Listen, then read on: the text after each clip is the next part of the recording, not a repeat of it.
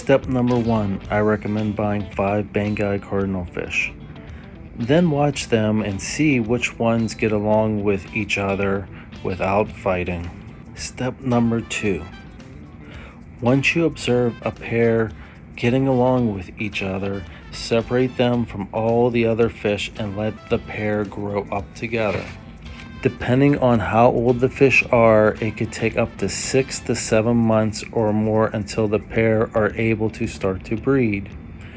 Once the pair is ready to start to breed, they will swim together and shake in front of each other.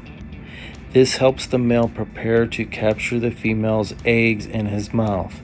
Eventually, the female will deposit the eggs and the male will capture them in his mouth, which only takes a few seconds. You will realize when this happens because the male's face will look like a bulldog and he also will not eat any food. Step number 3.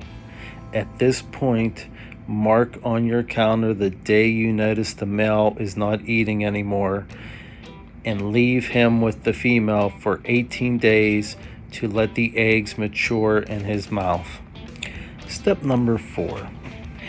After 18 days, I separate the male fish from the female into a breeder net.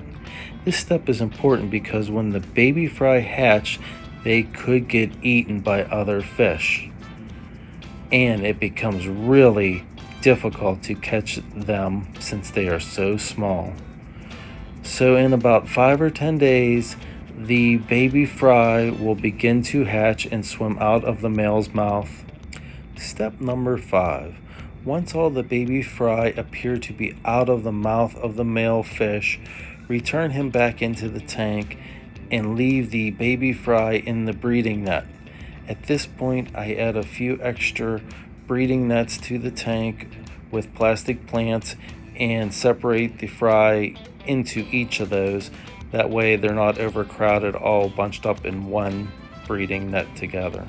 Step number 6, I begin feeding the baby fry live baby brine shrimp with a drop of silicone to help give them extra nutrition. If you're not familiar with how to hatch brine shrimp, there's a video that I created on my channel that you can watch to help you out. I continue to feed the baby brine shrimp 3 times a day, and after about a week I stopped giving them the silicone. However, I continue feeding them the live baby brine shrimp. Step number 7. After 2 weeks of being in the breeding nets, I then transfer the baby fry to the grow out tank.